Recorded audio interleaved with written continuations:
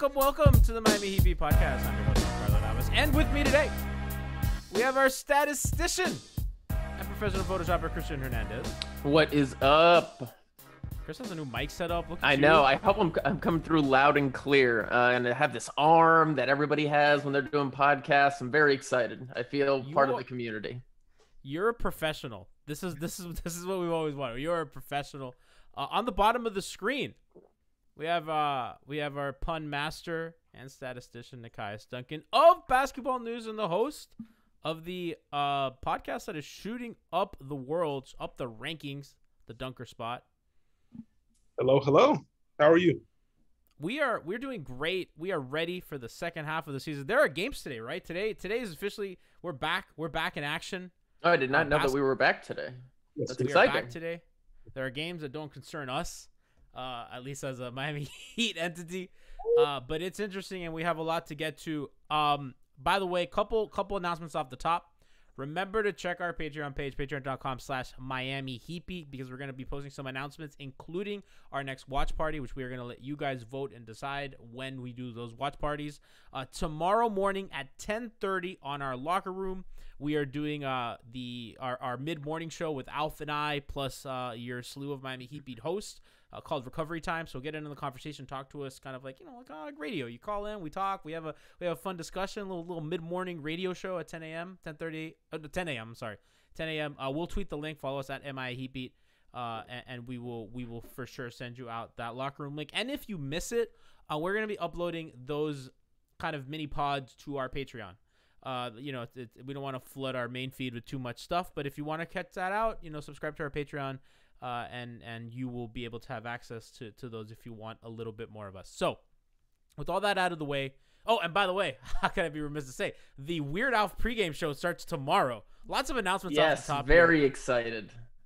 So I will not be hosting the pregame show. I leave it in very capable and weird hands with our own Jack Alfonso. He and Christian will be creating a new thing on Miami Heat Beat, and I'm really excited.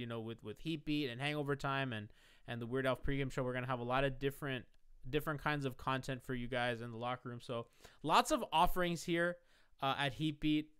We've come a long way. I'm proud of us. Look at that. We're functioning. So to get into the news of the week, Meyers Leonard on stream, he also streams on Twitch as we do, said a slur that he shouldn't have said.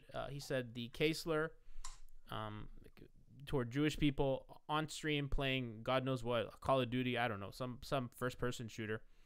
And I'm not gonna play the audio. I'm sure that you guys have seen it on Twitter, and I don't think we need to go into why that's bad or why that's awful, or I don't think that's important nuance.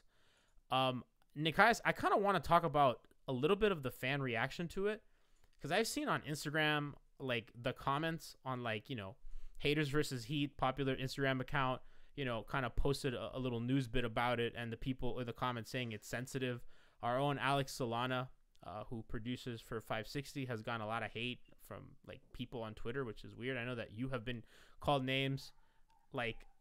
It's been incredibly weird how people are caping for this and not just straight up this is wrong. It's odd, but it's not surprising, which I feel like is the bigger issue. I don't even know if it's right to call it a rebuttal, but the common thing that you heard or that you read when that story dropped was, oh, well, this is just, he just had a gamer moment. This is just kind of in the culture. And then there's the classic, oh, you wouldn't have lasted 10 seconds in one of those old chat rooms. It's just yeah, it's true that that's kind of how those online settings go, but that's also a problem. It shouldn't be that way. You should be able to express anger in a video game without being as offensive as possible. So while that context is accurate, that there are people that will spew those kind of comments without maybe having genuine hate, that doesn't make it right. if anything, the fact that there's no hate there, allegedly, makes it it makes it more of an issue that those kind of words are being thrown around. So I do think there needs to be an emphasis on eradicating that type of thing because it shouldn't be normalized. Like the fact that people are just like, no, yeah, this is our environment. This is our space is filled with this, and it's not just that. It's other words. It's the F slur. It's the N word. There's so many slurs and awful nomenclature that is used in these spaces. That's awful. And like, you know, and Nekias, you play a lot of 2K. I've played competitive Super Smash Melee since 2005, right? Like, and you think it's bad now? I mean, back in the day when I think a lot of people were less educated on what this stuff was, it was even worse, right? And it's just, it hasn't, Christian, like this shit hasn't changed, and the people just saying snowflake, soft, this isn't a big deal. Meyers shouldn't have faced any repercussion. It's kind of wild. It's like, I don't understand what you gain as a person for like defending that, like publicly. Like what do you gain from that? I mean, I guess they support the agenda to normalize that kind of thing. You know, like that's really the only way that you can view it. You know, like we do live streams all the time. I play video games online all the time. Like, yeah, I'll get mad and I'll curse, you know, like drop an F-bomb. I mean, Johnny, you mentioned like, you know, the F word before, but like to me, like that word is used in such a variety of ways that like the F slur. Oh, I'm sorry. Okay, no, I got you. Yeah, I'm talking about fuck. Like, you know, like, no, yeah, like fuck, when yeah, you have a word fuck. like that, you know, I don't want to start saying it over and over, but when you have a word like that can be used in a variety of ways, like it's not like there's not ways to express yourself where you're not targeting a group of people. And the thing that really bothers me about what Meyers did is that word is not commonly used at all. And if you know what that word is, you know it's a slur. So like, and then he followed it up with another slur. So it's like, it was pure malicious intent behind it. Like that's why it has to be, that kind of behavior has to be punished. Like there are consequences. Like people crying about the First Amendment, understand that protects you from prosecution, not consequences in real life. And that's what this is. And coupled with the stuff in the bubble with the anthem, of him standing in the anthem and him being kind of defiant and him, Nekias, going on TV and crying, you know, Inside the NBA about like the anthem stuff and everything. Like this dude make this show, right? And this me, you know, not a hateful bone in my body, as we've heard many a times. And you know, it was not surprising, strange, sad, disappointing. I'm surprised the team suspended him, to be honest with you.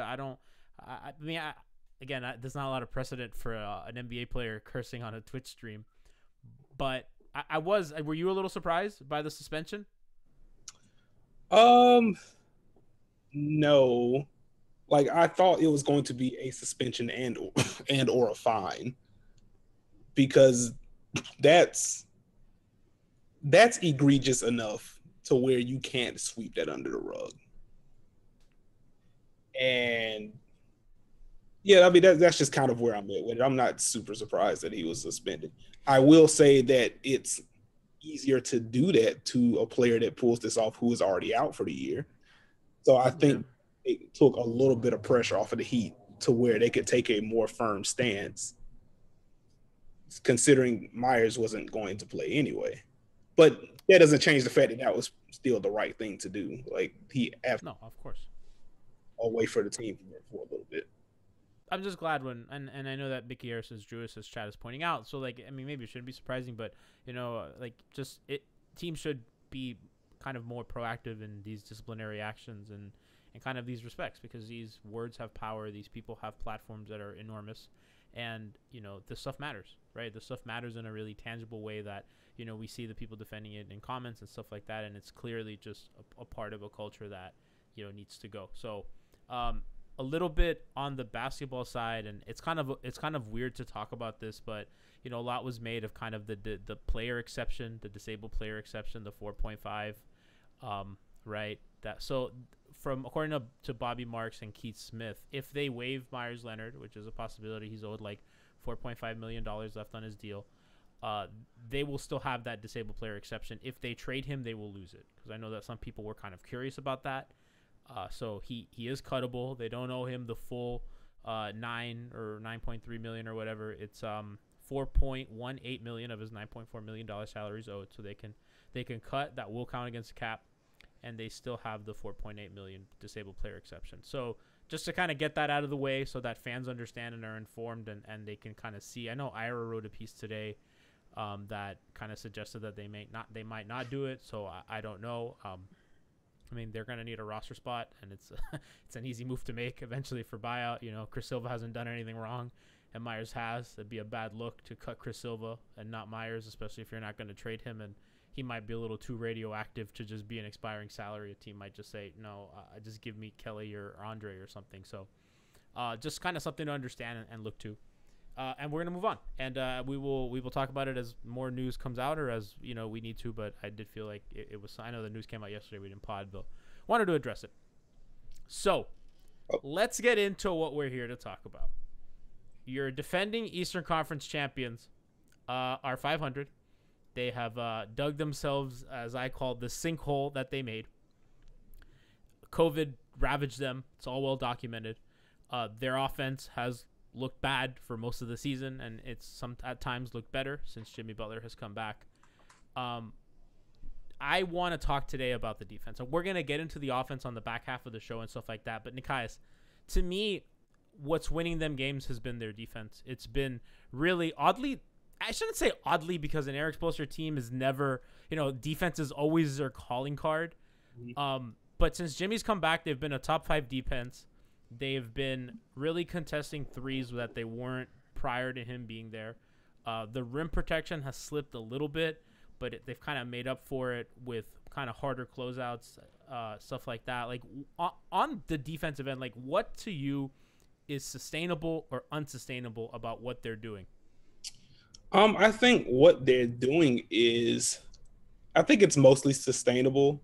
The first game I would point to was the first Knicks matchup. And what you saw in that game was Miami start to trap all over the place.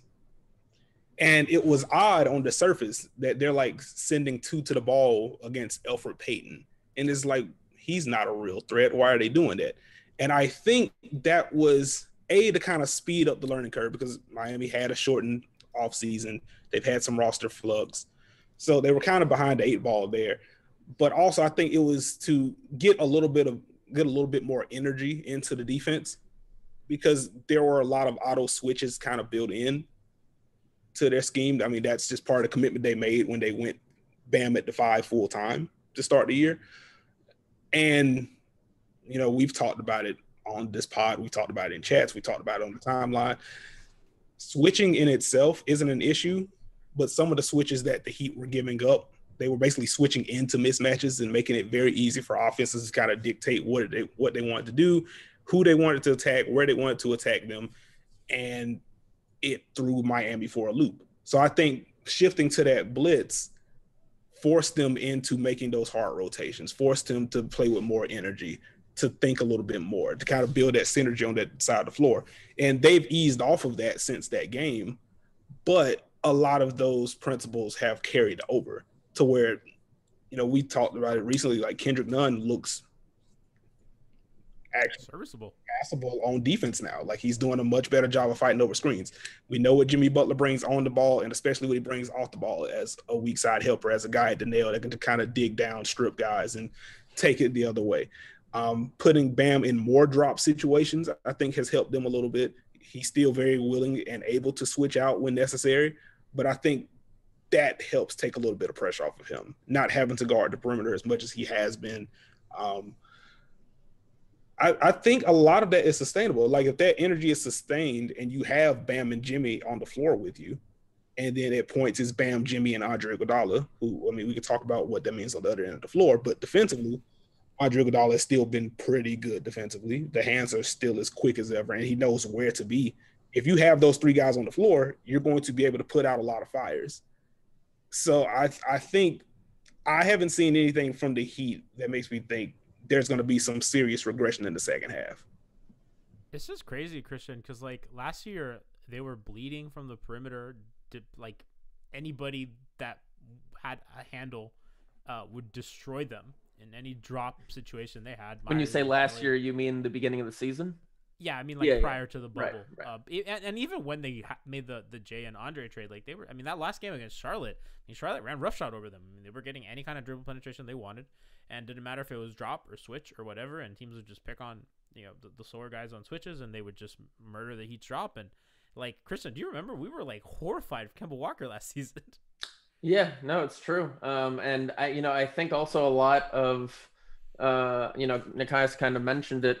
They were probably going through some growing pains, and as they've been working on it for a while, they've changed their tactics a little bit. But I think also a lot of this was you got a lot of young guys who were probably being thrown into it for the first time. Guys like KZ, guys like Gabe Vincent. And they ended up playing a lot of minutes, due to all the health problems that the Heat have had. The biggest thing, though, I mean, in terms of the turnaround for me, is just getting Jimmy Butler back. I mean, just straight up, the on-off numbers show that since the beginning of February, the Heat give up 5 points less per 100 possessions when Jimmy's on the court compared to off, and that's a massive difference. That's a game-changing difference. That's the difference between being a bunch of nail biters and losing games, and going 11-5 in that stretch. So he's obviously a huge difference maker, but I think the guys are really starting to gel more. Like Nekias said, you have Andre playing a lot more minutes than I think we thought he would be, but he's proven to be very effective, and he's still a very borderline elite defender at the age of 37, and that's definitely paying huge dividends for the team right now. Something I like when they play him and Andre together, Jimmy and Andre together, Nekias, is like Jimmy is allowed to be a help guy, and Andre is just he's a getting, as you like to say, he's a getting your jersey type of guy. Great hands, just active fights, right? Like he's a great on-ball guy, and I think one of the biggest things, because and Nekias, you can correct me if I'm wrong. I feel like last season Jimmy did a lot more point of attack defending when needed, and they were using him in those situations, and they weren't really using him as much as a help guy. And I think one of the changes that they made, particularly kind of when they started trapping, was kind of putting Jimmy in the corner, defending those corner men, and coming in to help, to dig. And the closeouts as such have been better because, it's not a smaller guy closing out, and it's not a less, smart defender who's not as good at splitting the difference. So, you have Andre doing on-ball duty, and then Jimmy kind of to roam, press passing lanes, do all that stuff. And I don't know if maybe I'm misremembering that or... No, definitely makes sense. It helps when Miami's able to kind of push back again, like with them blitzing periodically, they're able to dictate the flow of the action more so than the offense is. You're able to force the ball out of someone's hands, and it's on your back line rotation to kind of keep everything in front. But at the very least, you're taking away a team's first option, and Miami just wasn't able to do that at the beginning of the year. Like even in their drop, they still had issues fighting over screens early on in the season. And when they were switching everything, again, offense were able to just say, okay, we're just going to run this. It's really a fake pick and roll just because we know we're going to get Bam to switch out. So we're going to do that, and then we're going to swing the ball over here, and then we're really going to attack. It's kind of similar to, I want to say 2017, when the thing that was going around was, whoa, the Spurs defense is better with Kawhi Leonard on the bench. What's going on here? And then you turn on the film, and it's teams basically stashing Kawhi in the corner and then attacking the other four guys. So I think there was a lot of that going on earlier in the year, and just the way that Miami has countered schematically, it's made it harder to do that. And their better defenders are in more actions, even on the ball if they're defending that initial guy in a ball screen, or off the ball if they trap that, and now you have Jimmy Butler's guard somewhere in the corner. He's the one that's helping navigate that 4-on-3 if they get the ball out early. And Jimmy Butler's one of the best off-ball defenders in the league. So Miami has been able to get more from their better defenders, and they've also been able to up the energy level there just by virtue of what they're doing schematically, and that's paid dividends for them. They kind of have to without a 4 though, because like they have that last help guy is now Jimmy, and before you'd have Jay, you'd have other guys that give you a bit more size, and if Bam is switched, and he gets beat, right, that last rotation was, sometimes Gabe Vincent, sometimes Duncan Robinson, smaller dudes, and even Andre to an extent, doesn't have, I don't think, the step to get there and contest as hard. Jimmy has been amazing, and I've joked a lot, like when Giannis turns the corner, and he sees one of these small dudes, he starts laughing because like that's not resistance to them, and I think Jimmy's changed that for them a ton. He's strong as hell, smart. Christian, I was watching some because yesterday was the anniversary of the Dwayne buzzer beater, and I would watch Dwayne on defense.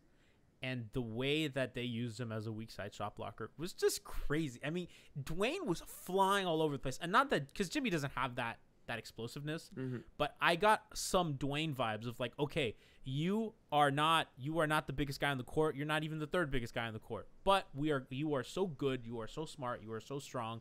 And you will get to your spots that we are going to use you as a rim protector. And I know that their percentage at the rim is a lot, but they limit attempts, and it's largely worked. Oh, no, and not just as a shot. I mean, all kinds of ways off the weak side. Obviously going towards the rim to protect it, but also like if they were passing to a big near the elbow, the amount of times that he would go up there and just rip through and just create a steal and a fast break opportunity were countless. He was so active defensively, and it's why, I mean, it's one of the main arguments I feel like whenever the comparison between him and Kobe gets brought up is that Dwayne really does have a defensive edge. A lot of it is behind the intelligence in which he played the position, and it's why he's the greatest shot blocking guard of all time. Like, that requires a high level intelligence. By the way, that was Spo that used him that way, because Riley never used him that way. And for all the genius that Pat is, Spo came in here in his first year and was like, we're gonna do things this way, right? Like, before that was common. Like that, I love Spo. I'll always cape for him. That's amazing.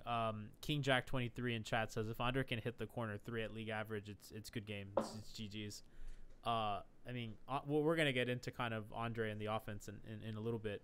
The last thing on the defense, Nekias and Christian, you and I have actually talked about this a ton. The idea of Duncan and Tyler surviving defensively together, and just off the top, in 488 minutes this season, they're minus 4.3 net rating. 105 offensive rating, not good enough. 110 defensive rating, also not good enough. The offensive numbers, I think you expect if Tyler starts to shoot a little better, that's gonna get to where you expect it to be. But Nekias on defense, like in the playoffs, and I think they got away with this a lot. You're always, for the most part, gonna have a guy that's gonna be huntable, whether it's Kemba Walker, whether it's Seth Curry, whether it's Kentavious Caldwell-Pope. There's gonna be a dude, whether that unless you're like one of these like elite 1 through 5 defensive teams that, and even then I'm gonna get made fun of, but like the Raptors last year were like a hard team to even pick on because Kyle and Fred are so tough and so strong. But like for the most part, even the Jazz, LeBron's gonna look for Mike Conley and pick and roll, and he's gonna try to put him on his ass. And the Heat have 2 of those guys that a lot of times play crunch time together, and they play a lot of minutes together. I mean, for almost 500 minutes in kind of a wonky season, it's kind of wild. And Nicholas, I'm not sure that they can survive together, and I'm a little out on them together as a tandem, and I don't really know what Miami does if that's the case. I would say first and foremost, it seems like Spo agrees with you as well. Yeah, they've staggered. First, I would imagine you pulled those stats from PPP stats. Yeah. Do they have quarter filters there? I have leverage filters, but not quarter filters. Okay. We're not that fancy here. I'm curious to see like what those splits are, like how often Duncan and Tyler have played in the fourth quarter together, because it doesn't feel like they've done that often over the past month. So, and like Jim, Tyler's been in and out of the lineup, so that obviously contributes to it. But when they're both available, it does seem like Spo has opted to close with one of them. We can do this with the regular WoW. We'll do it now. Yeah, like it feels like it's maybe Duncan at the beginning of the fourth quarter, then it's Tyler closing, or it's the inverse, depending on who's playing. So basically tries to steal minutes with the one he's not going to close with at the beginning of the quarter. So the defense is definitely an issue. It's not an effort thing for either of them. I feel like it's more so, it's such a stereotype, but I feel like it's just the physical at this point. Just because, Tyler competes. I don't even feel like Tyler's had a bunch of egregious off-ball lapses or anything like that. He just can't disrupt as much. And he is a guy that can get hunted by like a wing creator just by virtue of the lack of size. And Duncan Robinson has a little bit more size, but the lateral quickness isn't really there. And if there is a chance for him to be called for a foul, he's going to be called for it. It doesn't really matter first or not. So when you the hands up is my favorite. The hands up and looks around. That's a Dunk classic. Yeah, like he has to lead the East at least in like exasperated looks. Like I think Eric Gordon is always going to have the West crown, but who's going to have the West crown? Eric Gordon. For sure. Yeah. Well, Tim Duncan before him. Tim Duncan was the best. Are you guys in for something surprising? Yes. So in the fourth quarter this season, when the Heat have Tyler and Duncan on the court, they are actually plus 10.1 net right now in 120 minutes. And the defense has a 106 defensive rating, which would be near the top of the league, which is not terrible in today's NBA. So it seems that the damage that's done in those Tyler Duncan lineups isn't in the fourth quarter, but obviously the fourth quarter is important, but the first three quarters matter just as much.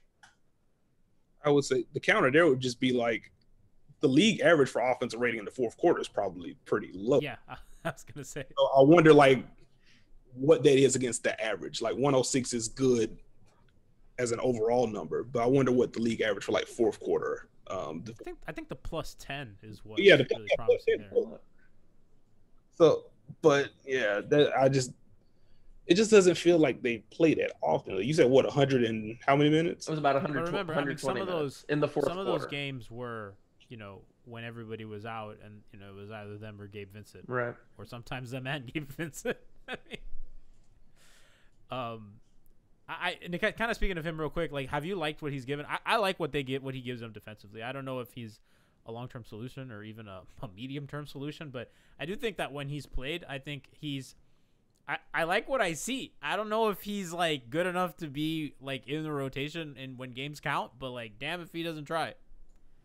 Yeah, I think it's another situation to where I don't feel like he's out of place. It's simply a matter of him not being good enough to execute what he's doing. Like even offensively, there are some shots not there. Reattempt games from him, but like he's largely taking the shots that are available. He's just not a good enough shooter to convert them at the level you need him to. So like he does a pretty good job of finding his spots offensively. Defensively, he's pretty good at the point of attack. Definitely sub-elite, but like he's fine. Going back to one of the Hawks games, like he did a pretty good job on Trae Young, and even when they brought extra pressure, he was still doing his part. If he can carve out anything consistently offensively, if the 3-point shot really comes for him, because that was kind of that would be huge. Yeah. So if the shot actually falls for him, then he's a serviceable backup point guard, I feel like. Mm-hmm. I don't even think he's horrible as like a creator off a closeout. I think he's like largely like, again, for a backup point guard, right? Like I think he's fine on that end too. Like I know in the G League, he did a lot of damage, kind of going at guys off the dribble. So you kind of hope that. I wonder if it's a size thing with him, because he's a good shooter. He's just not a good NBA shooter. So I don't know if it's just like those gaps close quicker. If he's just not getting the quality shots that maybe he's a guy like him's gonna need. He's a bit of a case. Yeah, I mean, it's tough because he's also taking quite a few of them. So like he's still shooting 26% on the season. Obviously, that's just not acceptable. I mean, like somehow worse than Olynyk. Yeah, last 5 games he's shooting 38% on 4 attempts a game, which is obviously like if he can give you the Jimmy effect, like that kind of production, like with the defensive, because obviously the Heat don't have a lot of talented defensive guards. So if he can give you something there, that would be huge for them. Nekias, are you tweeting chat saying it's crazy to see you tweet in real time? That's funny. You're talking LaMarcus Aldridge on the timeline. Yeah, you're I know. Watching his tweeting face. Chad is asking for your LaMarcus opinion. We're going to get to that at the end. I just want to kind of get through the defense because there's a lot I want to get to. The last thing on the defense is Kelly Olynyk, because I've been a defender of KO on defense this season. I think his rotations are good. I think he's where he needs to be like 90% of the time. I think in drop he's fine. I don't think he's not going to make a play for you, but he's not, I don't think he's hurting you in drop. And I think that maybe sometimes it looks a little worse because the guards aren't great, but I think it's been good. I think he's been fine. I think the rotations have been good. The numbers would suggest that he's surviving on defense. The eye test would suggest he's surviving on defense. I think his traps have been really good. I mean, he's usually Bam's not been the trap man very much. It's been him. It's been him and the other ball handler defender in pick and roll. Their defense is 110 with him on, 110 with him off. It largely doesn't change. I think he's been fine. And I think that while he's not their long-term solution at the 4/5, I do think that people kind of going at his defense has been a little unfair. And I think his survivability has been a big reason, because he plays a ton of minutes, have been why they've managed to like kind of become a good defense. Oh, Spurs Aldridge to part ways. Yes. Is he bought out? It just says Woj, Brig Popovich confirms they've mutually agreed to move on. What does that mean? I mean, like a breakup? Pat visited him that one free agency when everybody was confused. No cap space. Why the hell are you visiting him with no cap space? But I mean, who knows? I mean, he would be a pretty nice fit next to Bam. Is he still hitting threes at a decent clip, Nekias? No. Oh, he's not. That would have been Nekias, good. I think you and I are aligned. None of these cement-footed bigs. Their defense is good, and these guys are not gonna help their offense. They need help with their offense. They need help pressuring the rim, getting some north-south action, or some good to great spot-up shooters. I don't understand the fan base, because the defense, as we've talked about, is good. It's fine. They've been good, especially since Jimmy's come back. They have the third best defense behind the Lakers and for some reason the Oklahoma City Thunder. They have been good on that end. They've won they've made their money on that end because the offense is still crap. I don't understand the fans, Nekias, wanting a cement-footed big. That's not going to help their offense. I don't get it. I think if you're arguing for LaMarcus Aldridge, like, honestly, I don't think the Heat should trade for LaMarcus Aldridge. If LaMarcus Aldridge gets bought out and you're able to get him for a minimum, then I can be talked into it as like a third big. Yeah, there we go. Off the bench.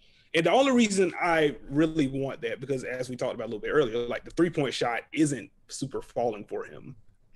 And that's a problem. But I do think if he's your backup 5, then that kind of balances the bench a little bit, because like Andre Iguodala at the 4 is not something that I love. I think if you're able to slide him up to the 3 in some lineups with this second unit, I think that helps a little bit in terms of his defensive matchups.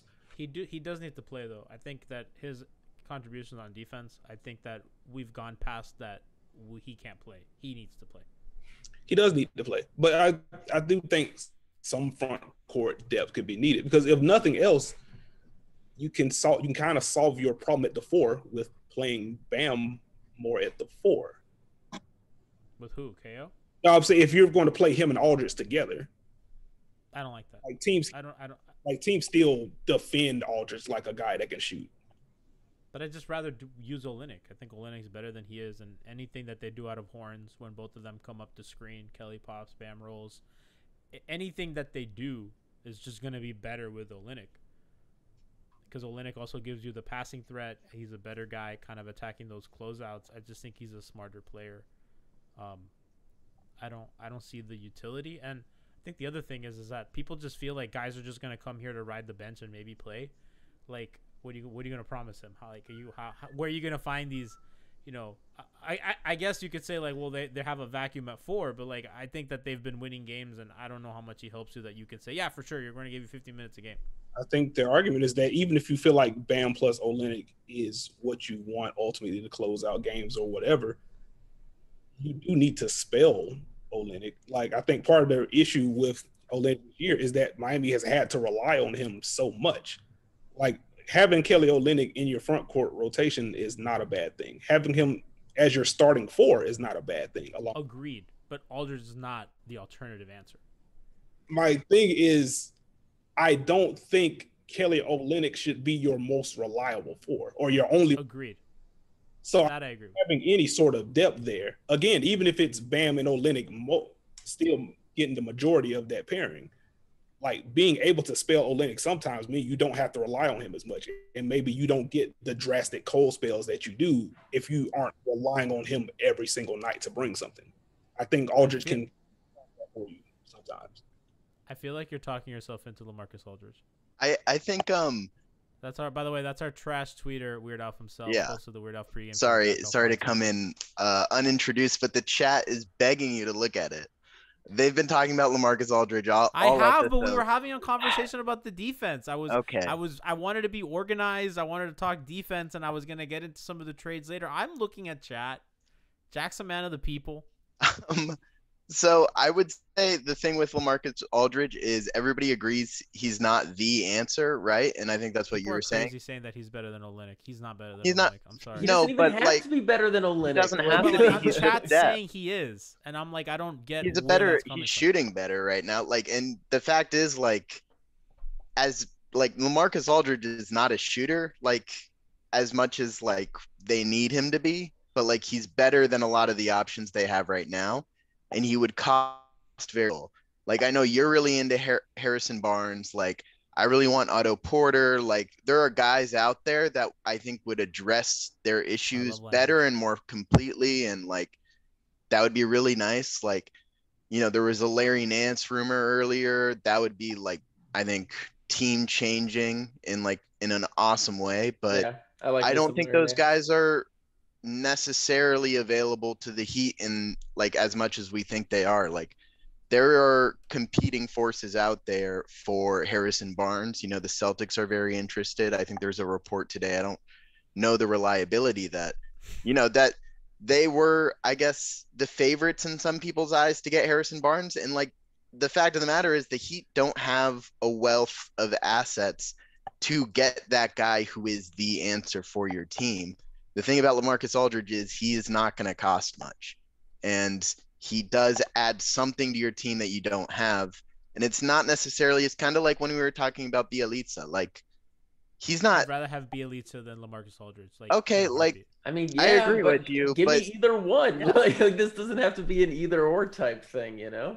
the fact of the matter is like that it's not about like instead of Kelly Olynyk, it's in addition to Kelly Olynyk, because right now it's Kelly Olynyk and nobody. And I think that's what Nekias was saying. Mm-hmm. And I think that's what it's the Kelly chat Olynyk wants. with Andre at the 4, which again, like Nekias, like, correct me if I'm wrong. Like, I think the Heat are running, they're walking a very fine line where the team, their offense stinks when Andre plays the 4, but their defense is good and they're winning games with their defense. And I think that they're betting on Duncan, on Tyler, to hit a couple more shots from the outside to keep their late game offense above water so that they can close with Jimmy, Bam, Andre, and then your shooters.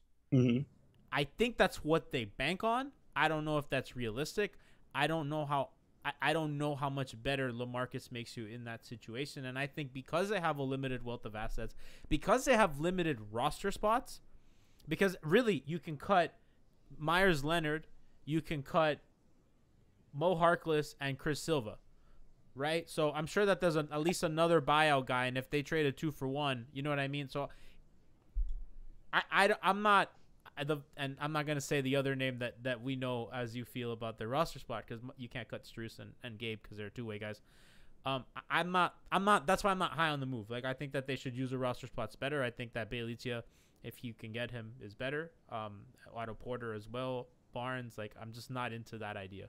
If you can get a better player, then get the better player. I'm not. The argument has never been LaMarcus Aldridge is the best option that Miami has. He is not. Yeah. And I even prefaced my statement with, I would not trade for him. Like, Aldridge to Miami only makes sense to me if nobody trades assets for him and the Spurs are like, okay, cool, we will buy him out. In that case, it is basically house money, use the minimum, and then you have another option. With Miami, you know, they take a Jimmy off the floor, they take a Bam off the floor. Sometimes, at least early in the year, they would have both on the bench at the same time, which drove me a little bit crazy. If you're going to give like Tyler Herro primary ball handler reps off the bench, or have, if he gets more of those reps, he's going to need a release valve out there. I think Aldridge can provide that in spurts.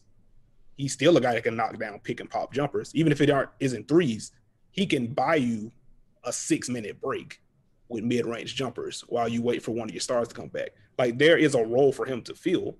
I do not think he is the answer. I do not think the best player available.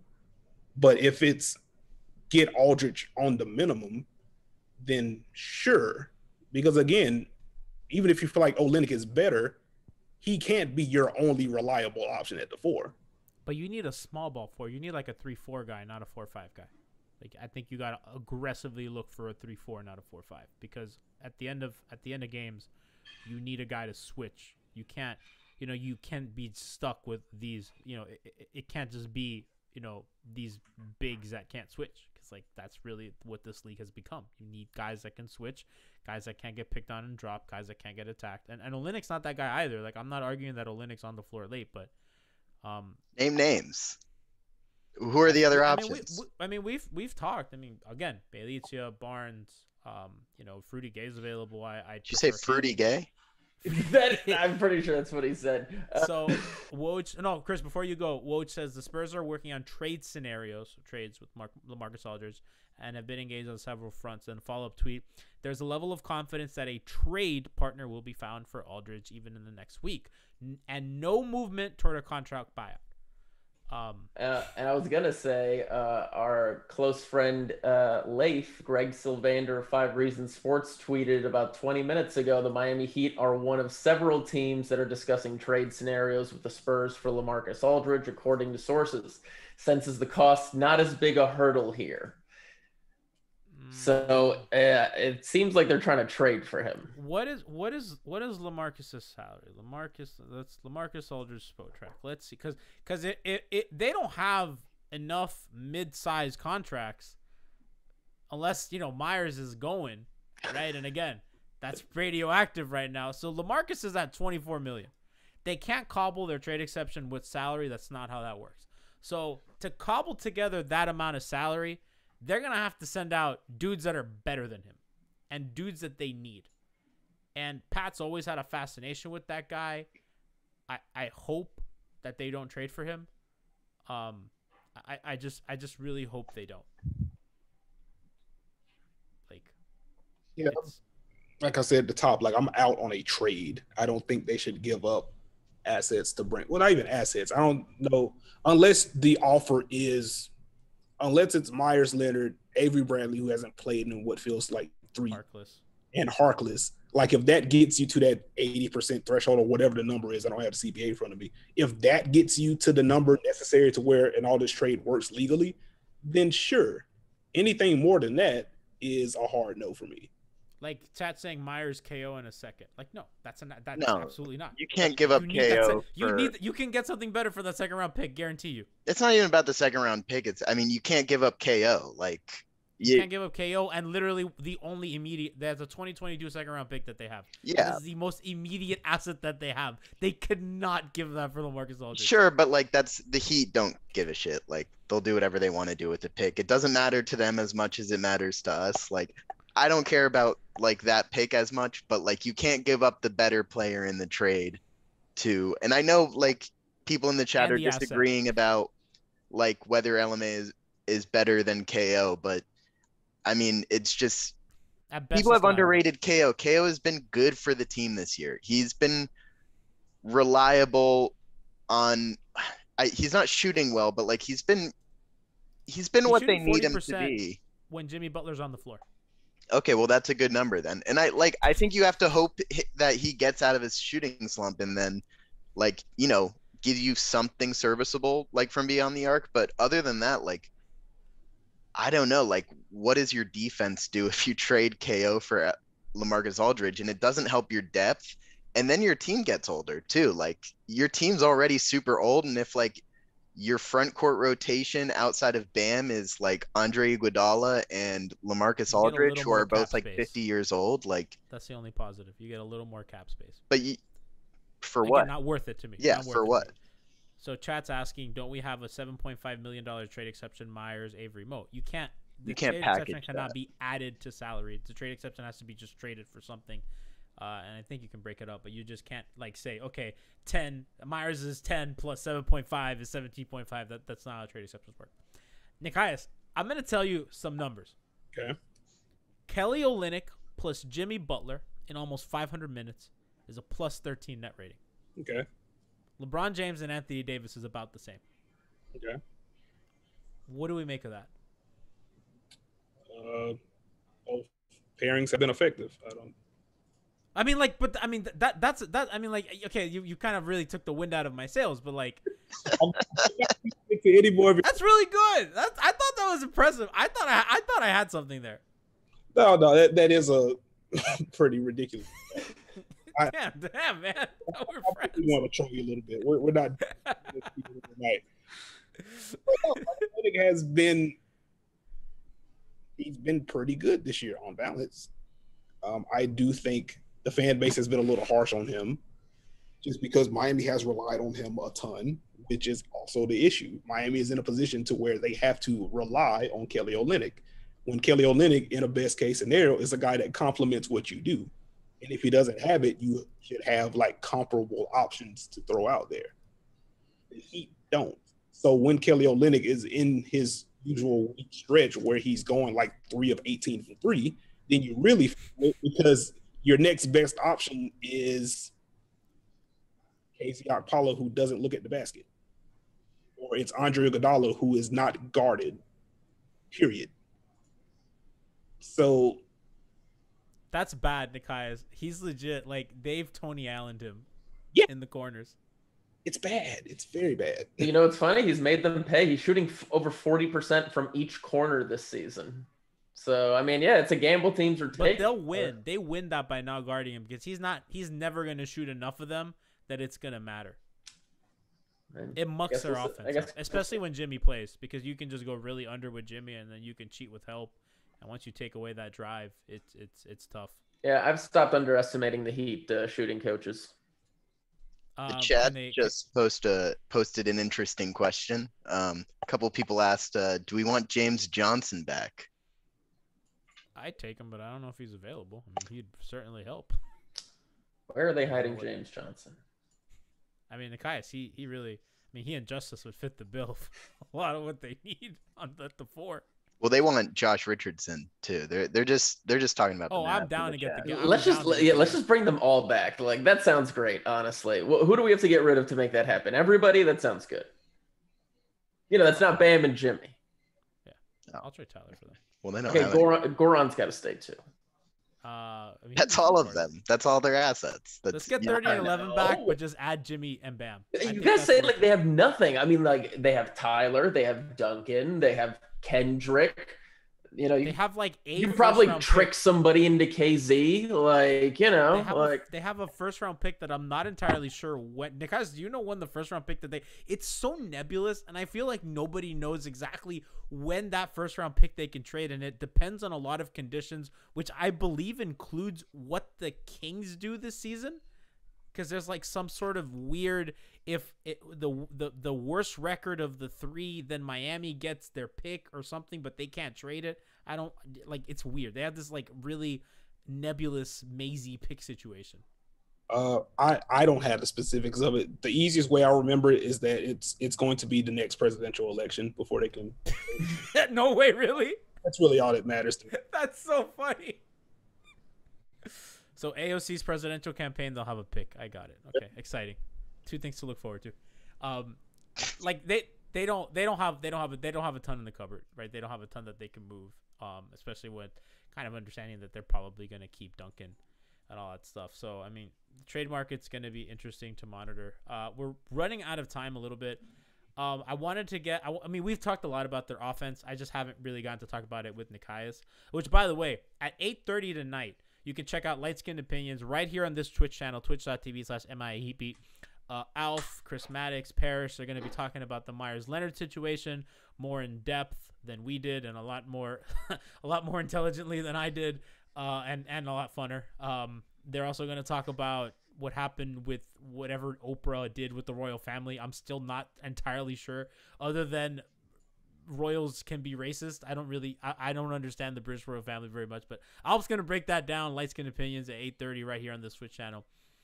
Nekias, their offense has looked a little better, and to kind of to circle back to KO for one last time, one of the things I've really liked has been their Olynyk and Jimmy Butler tandem lineups, right? So when they play together without Bam, I think that's been a new wrinkle. So it's a lot less Precious, a lot more KO and Jimmy. KO at the 5, Jimmy at the 4, Jimmy plus Andre, and then they just kind of spray around with shooters and movements. Those lineups are plus 12, plus 11 per 100 possessions, almost a 119 offensive rating, 107 defensive rating. I just feel like they move better. They're cutting better. They slip better. I feel like there's a lot more misdirection. Part of that is just because they have more shooters on the floor and they have a lot more movers, and I feel like they run a lot less handoffs. They run more, they've run stuff out of horns. They go to their pistol action, which I know that some people have asked to explain. You have a guy screening the corner while another guy runs off. Duncan's really, really effective at that. They run some of their flex stuff. Like, what is that something that you see going forward, that this is going to be a staple of their rotation? I really like it. And I think it's a good kind of little wrinkle in their bench unit to kind of squeeze out some of the Precious minutes when he's not playing well. I think it's good just by virtue of having Jimmy on the floor instead of the earlier trend to where Jimmy and Bam would be on the bench at the same time, and it never made much sense to me. So you have that downhill dynamic with Jimmy, and then you have spacing plus Andre Iguodala around that.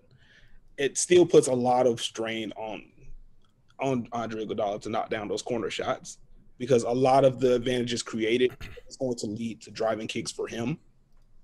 And if he doesn't knock down those shots, then it gets kind of problematic offensively pretty quickly. But I do like the general idea of it, just having all of that movement. You have a guy like Jimmy that can kind of bail you out with some late shots at the rim if necessary. It definitely makes sense. I wouldn't be surprised if Spo sticks with it until it just doesn't work anymore.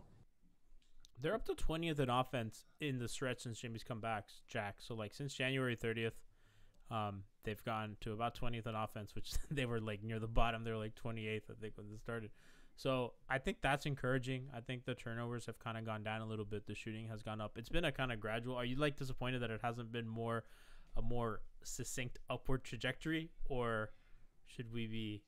No, things have been turbulent. I think there are reasons to be encouraged, and I think overall, considering all of the shit that every NBA team has had to go through, but I think some teams, a handful, have fallen victim to the weirdness of this season more than others, and the Heat are definitely in that category. So you can't really expect something consistent and natural, in terms of growth. Have you guys talked about Bam's tendonitis much this episode? I was gonna get into that right now. That's because that is the concern for me, both with long-term Bam's knee health, obviously, that's not a small thing. That's something that lingers. If they can get him healthy, that's awesome. He's young, so it's not a huge concern on that end. But there's also the concern of, when Bam goes out, everybody else has to work harder to win. And then you're putting a lot of pressure on Jimmy, who's a little older, or Iguodala, who's older. And then if you can't, the benefit of having a healthy lineup is that everybody can kind of carry part of the load a little more. But when you're Goran, you need to come out and play 30 minutes and score 25 for us to win on a given night, because we don't have a front court right now. Which goes to the LaMarcus Aldridge conversation, is if Bam is going to have tendonitis issues, you want a body for the regular season that they do not have, because Meyers is not available. Kelly is your only real big right now. Unless you're confident that Chris Silver, KZ Okpala can quickly become an NBA level player, which, jury's out. Yeah. Bam's not playing tomorrow against the Magic, and it is a back-to-back, Magic then Chicago, Magic Thursday, Chicago Friday. So Maybe they're holding him out for the second night of that back-to-back. And by the way, the Heat play a ton of back-to-backs. I know that they have the 8th easiest or the 6th easiest schedule, including with 5th, Jack? I think so. 5th, yeah. Because there's one ranking that has like rest advantage factored in.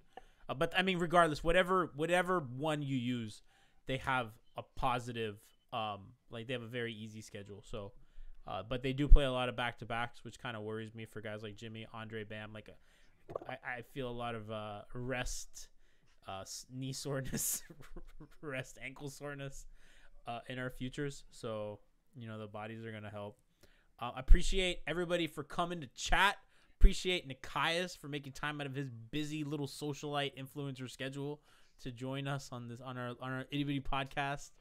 Nekias, your work is incredible as always. I will always talk about how great you are, how much I respect you. Where can people listen to your podcast that is legitimately, like, if you love basketball, you need to be listening to this podcast. Not only is it funny, it's informative. You will learn something every time you turn it on. And even if you don't want to learn, just like listen to watch Steve antagonize Nekias. Steve Jones Jr., Nekias' co-host, loves to push Nekias' buttons, and it's my favorite part. I don't know, maybe after that and the basketball talk. Nekias, what is it? Where can people find it, and when do you post? It is the Dunker Spot. You can find it on Apple, Spotify, Stitcher, Google, wherever you get your podcast. We drop every Monday. We may bump up the frequency in the second half of the season, so stay tuned for that. But as of now, we're dropping every Monday. We love it. Shout out to Steve Jones Jr. What does that say? Weird Alf pregame show. Tomorrow debut. Alf and Christian, they have squeezed me out. Listen, we listen to our fans. The fan says less G, and we are giving it to you. We are giving you the content that don't you get their hopes up What like is that. this, You're fans? still gonna be there like half the time at least. Yeah, we'll see. So We'll like, see. Okay, so out on our way out. By the way, remember to check out our Patreon, Light Skin Opinions, all that stuff. Nekias, on the way out, fans want you. Quick talk about Spain pick and roll. On the way out, just hit them with it. Spain pick and roll. Let's go. If you love Spain pick and rolls like I do, turn on a Charlotte Hornets game because no team in the NBA runs more than Hornets. There you go. Shout out to James Borrego.